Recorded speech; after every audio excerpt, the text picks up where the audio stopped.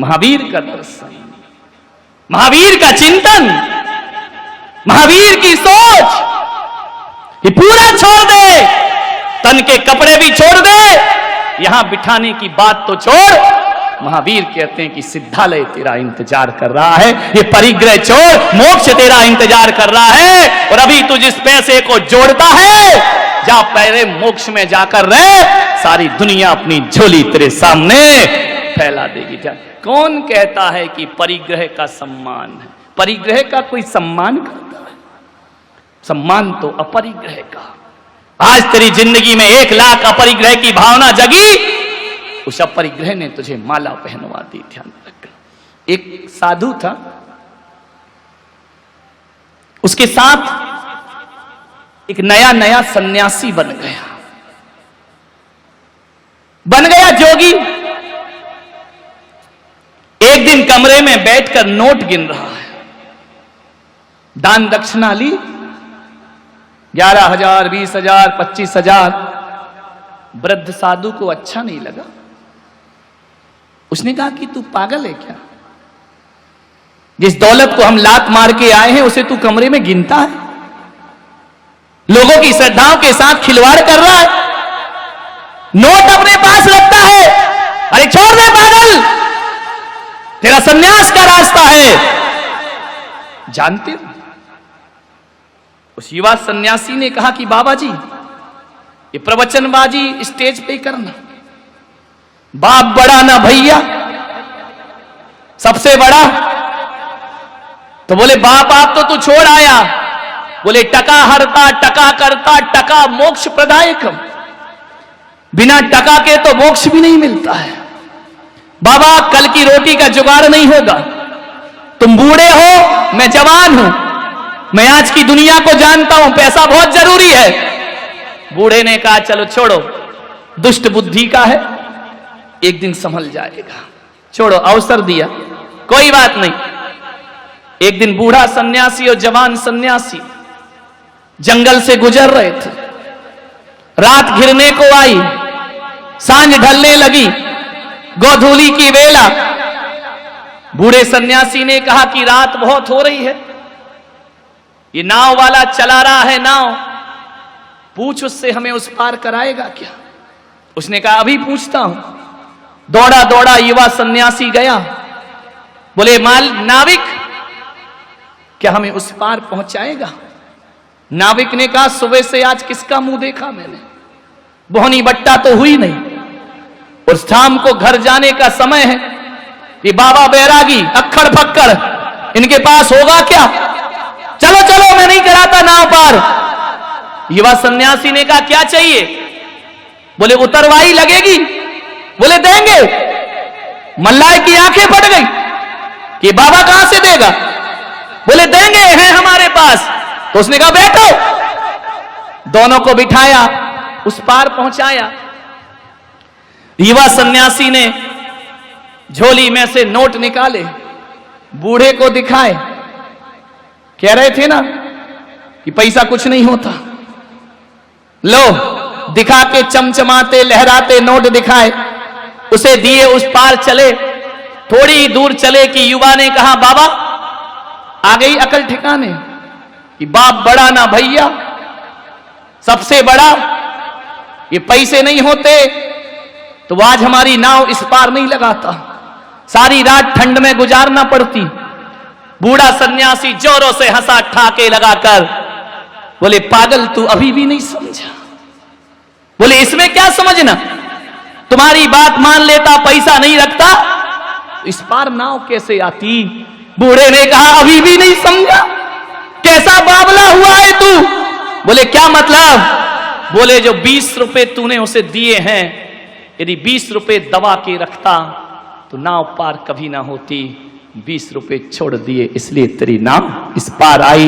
एक बात ध्यान रख, रुपयों को रखने से नैया पार नहीं हुई, बल्कि रुपयों को गांठ में निकाल कर त्याग करने से नाव पार हुई। अरे पागल पूरे फेंक दे, नदी की क्या बात, संसार से भी पार हो जाएगा। ध्यान रखिए। कौन पार? ध्यान रखिए, जो सिक्का, जो राशि चलन से बाहर हो जाती है, वह लोगों को भुखमरी, बेरोजगारी और फुटपाथ पर सोने को मजबूर किया करती है। और इसका जिम्मेदार यदि कोई होता है तो वो धनपति होता है, जो पैसा जोड़ जोड़ करके मर जाया करता है। ध्यान रखिए, यदि हर धनपति अपना पैसा स्टॉक करना बंद कर दे तो भारत से बेरोजगारी रातों रात खत्म हो जाएगी। ध्यान रखें, जोड़ जोड़ के नेताओं ने विदेश में रख रखा है, धनपतियों ने घरों में जम कर रखा है। रुकेगा, गरीबी बढ़ेगी, भुखमरी बढ़ेगी, बेरोजगारी बढ़ेगी। इसलिए महावीर बड़े गहरे दार्शनिक हुए। महावीर जैसा वैज्ञानिक कोई ना हुआ। उन्होंने कहा कि नहीं, हत्यारा तो एक को मारेगा, लेकिन गड़ा के रखने वाला हजारों लोगों की मौत में कारण बनता है, सैकड़ों की मौत में कारण बनता है। इसलिए परिग्रह सबसे बड़ा पाप हुआ, सबसे बड़ा पाप है परिग्रह। एक चोर कितने घर की चोरी करेगा?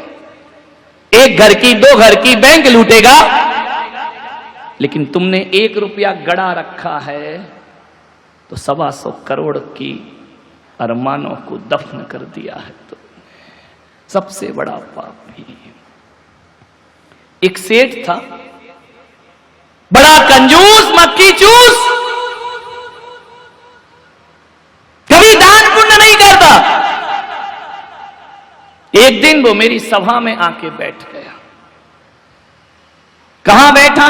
कंजूसों की जगह तो गेट के पास ही होती है, जूते चप्पल रखे वहां आके बैठ गए।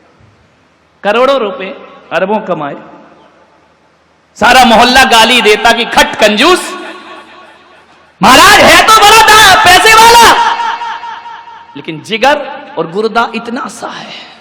हर आदमी का गुर्दा इतना ही होता है, ज्यादा थोड़ी होता है। दिल बड़ा नहीं है, पैसा नहीं निकलता इससे। पूजा करता था, भक्ति करता था, दान नहीं करता था, पीछे बैठा। एक दिन मेरे प्रवचन सुन लिए, ना जाने उस पागल को क्या सूझी, छाती पे पत्थर रख के लोगों ने उंगली कर दी कि हाँ हाँ हाँ हाँ चढ़ा दिया। अब सेठ जी तो फंस गए बुरी तरह।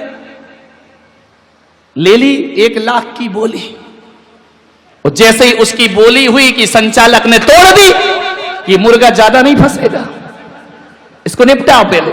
ये जिंदगी में पहली बार लाख मुख से निकला है, नहीं तो ये तो खाक ही खाक वाला है। बोले देख 2-3। पूरे पंडाल ने इतनी जोर से तालियां बजाई, इतनी जोर से जैसे तीर्थंकर का जन्म हो गया हो। इतने खुश हुए, बहुत तालियां बजी। बोला अरे भाई आइए, सेठ जी आइए। स्टेज पे आए, माला पहनाई। उसने कहा महाराज 1 मिनट माइक दोगे? मैंने कहा दूंगा।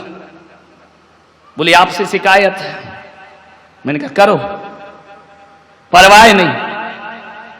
बोले महाराज ये बोली मैंने ली नहीं है, मैं तो ये देख रहा था कि तुम्हारी सभा में भी गरीब और अमीर का भेद रहता है। मैं 8 दिन से प्रवचन में आ रहा हूं, किसी ने मेरी तरफ पलट के नहीं देखा। किसी ने ये नहीं कहा कि सेठ जी वहां क्यों बैठे हो। और आज लाख रुपया दिया और इधर आ गया स्टेज पे। ये माला, ये पगड़ी, अरे तुम्हारा तो धर्म का दरबार है, तुम तो बाबा बैरागी हो, अरे बीतरागी संत। तुम्हें तो ऐसा नहीं करना चाहिए ना कि आप धनपति को तो पिच्छी लगाते हो, सम्मान देते हो। ये सब तुम्हारे भीतर भी बैठा है ऐसा सेठ। बात तुम्हारी ये कह मैं रहा हूं, तुम कह नहीं पाते हो कि महाराज का हाथ तो पैसे वालों के ऊपर है, महाराज की पिच्छी तो वहीं लगेगी, उसे ही टाइम मिलेगा, उसे ही वक्त मिलेगा, उसे ही वात्सल्य मिलेगा। सेठ ने कहा कि आप भी ये भेदभाव करते, हम तो संसारी लोग हैं, हम तो करेंगे ही करेंगे। आप सन्यासी हो, ना आपके आगे कोई ना पीछे कोई, फिर धनपतियों के सिर पे हाथ क्यों रखते हो? प्रश्न बहुत अच्छा था। भरी सभा में पूछा। मैंने कहा उत्तर मुझे भी आते हैं। मैंने कहा बिल्कुल सही कहा आपने, और मैं तो क्या, दुनिया का हर संत धनपतियों का स्वागत तो कराते ही है। दूर से भी दिख जाए, आइए साहब, पगड़ी पहनाओ, माला पहनाओ, स्टेज यहां बैठिए। मैंने कहा एक बात बता दे सेठ, पैसा तेरे पास इस बोली के 5 मिनट पहले भी था और पैसा अब भी है। बोल, 5 मिनट पहले तुझे कोई देखता नहीं था, तेरी तरफ नजरें नहीं करता था। 5 मिनट में कहानी बदल गई। यही लोग ताली बजाने लगे, यही लोग तेरा स्वागत करने लगे। मैंने कहा सेठ, सोच क्यों हो रहा है ये स्वागत? तेरे पास पैसा है इसलिए स्वागत नहीं हो रहा। पैसा तो 5 मिनट पहले भी था, तूने पैसा छोड़ा है इसलिए तेरा स्वागत हो रहा है। ध्यान रखिए, पैसा रखने का स्वागत थोड़ी है। 2 दिन की जिंदगी, चला चली का ठेला है। कोई चले गए, कोई जा रहे हैं, कोई तैयारी में लगे हैं। ध्यान रखना, सबको जाना है।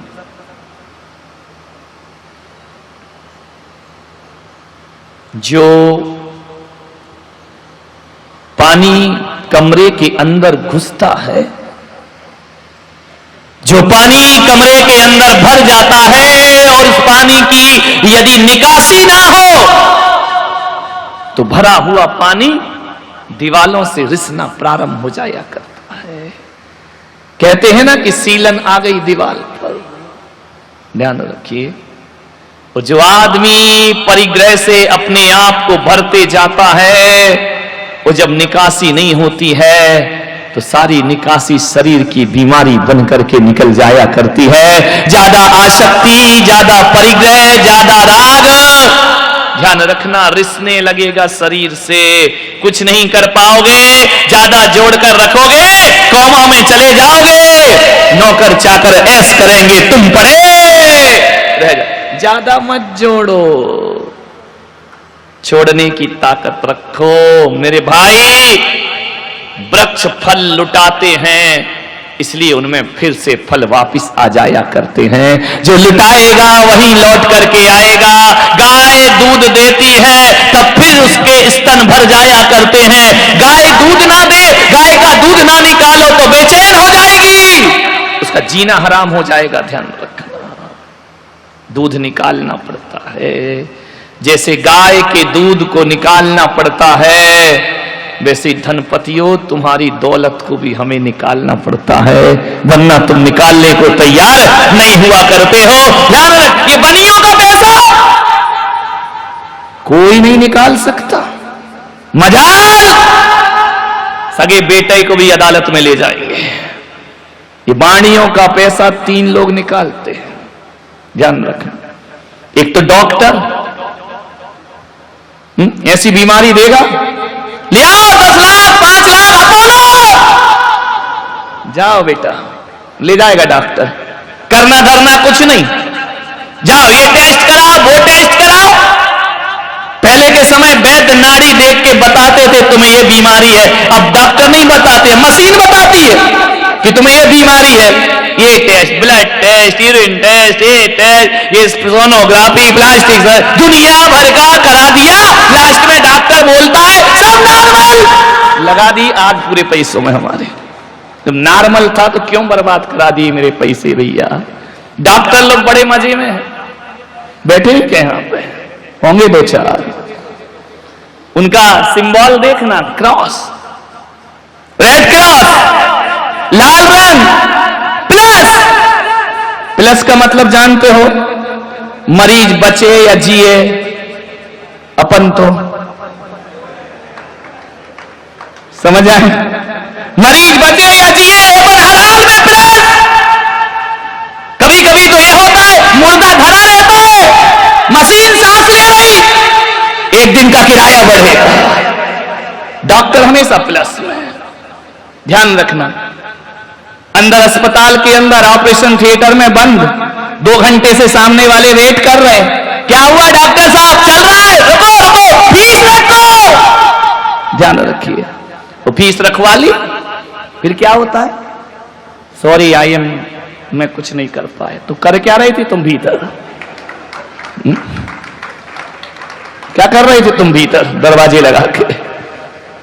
बेचारे, सभी डॉक्टर ऐसे नहीं होते, 2-4 तो होते हैं। 100 में 90 बेईमान, फिर भी मेरा भारत महान। अच्छे डॉक्टर भी हैं दुनिया में, नहीं तो सारे डॉक्टर मेरे खिलाफ जाएंगे। अच्छे डॉक्टरों को आशीर्वाद, बुरे डॉक्टर को नोट। विचार करिए। जब श्री राम को वनवास दिया गया ना, तो जानते हो कि दशरथ के दिल पर क्या बीत रही थी? दशरथ के दिल पर वो छटपटाहट थी कि राम उनसे अलग नहीं हो रहे हैं। ऐसा लग रहा था कि जैसे मछली को पानी से अलग किया जा रहा हो। दशरथ ने अपनी कातर निगाहों से राम की तरफ देखा कि पुत्र, ये मेरी मजबूरी है कि मैं तुझे वनवास दे रहा हूं। छलछलाई आंखों से मूर्छित अवस्था में दशरथ के मुंह से निकलता था, राम तुम्हारे बिन मैं जी नहीं पाऊंगा। अंतिम सांस राम राम राम के सिवा कुछ नहीं निकला दशरथ के मुंह से। और राम जब जोगिया भेष रख करके जाने लगे, सहन कोई कैसे करे ऐसी घातक ठेस कि पुत्र पिता के सामने धरे जोगिया भेष, कि पिता सम्राट बना रहे और बेटा जोगी बनकर के चला जाए जंगलों में। नहीं राम, तुम मुझे छोड़ के नहीं जा सकते हो। राम कर्तव्यनिष्ठ थे। ध्यान रखिए, दशरथ ने की आंखें कह रही थी, राम मैं तुम्हें वनवास दे रहा हूं, लेकिन राम तुम तो अधिकार को लड़के प्राप्त कर सकते हो, तुम तो धनुर्धारी हो। दशरथ कहना चाह रहे थे कि राम आओ मुझसे युद्ध करो और अपना हक छीन करके मुझसे ले लो, लड़ करके मुझसे हक ले लो। तुम इस कुल के रघुकुल के ज्येष्ठ पुत्र हो, और इस सिंहासन पर यदि किसी का अधिकार है तो केवल राम का अधिकार हुआ करता है। और मेरे दिए हुए वचनों का फल तुम क्यों भोगते हो? मैंने वचन दिए, राम तुम लड़ो, मुझसे युद्ध करो, मुझे परास्त करो, और पूरे हक के साथ अपना राज्य सिंहासन, बाप कोई जरूरी नहीं है कि मैंने आदेश दिया तो तुम पालन करो, तुम्हें पूरा हक है पुत्र, लड़ करके अपनी अयोध्या वापस ले लो। ध्यान रखें, दशरथ ने कहा कि राम तुम अपना हक मुझसे मांगते क्यों नहीं हो? अरे वचन दिए हैं तो मैंने दिए हैं। और आज का बेटा होता ना तो कहता कि पत्नी के दिए वचनों का फल बेटा काय को भोगे, और उस मां का वचन मैं भोगूं जो सौतेली मां है, मेरी अपनी मां भी नहीं है। आज का बेटा कहां ले जाता? अदालत। ध्यान रखना, दशरथ भी तो यही चाहते थे कि पहले कोर्ट कचहरी तो होते नहीं थे, युद्ध लड़के अपना हक वापस ले लो श्री राम। राम ने कहा, पिता ये जो कुछ भी आप बोल रहे हो ये भावनाओं में बोल रहे हो।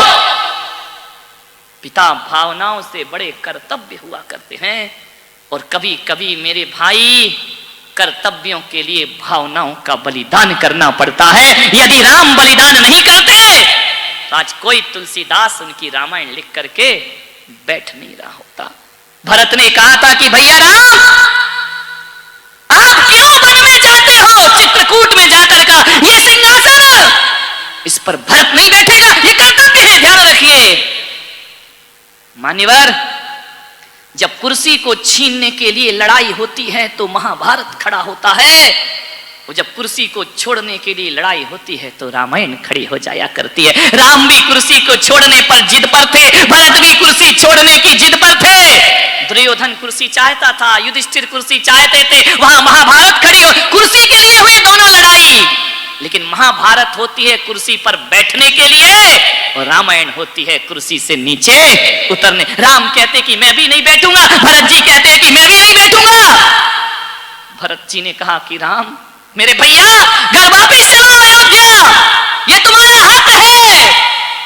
राम ने कहा कि भरत मैं आज किस्मत वाला भाई हूं, मेरे जैसा किस्मत वाला कोई नहीं होगा। कि मुझे भरत जैसा भाई प्राप्त हुआ। जन्म जन्म क्या कोई पुण्य होगा जो भरत जैसा भाई मिले। मैं आपसे कहता हूं मेरे भाई, घर परिवार में रहो।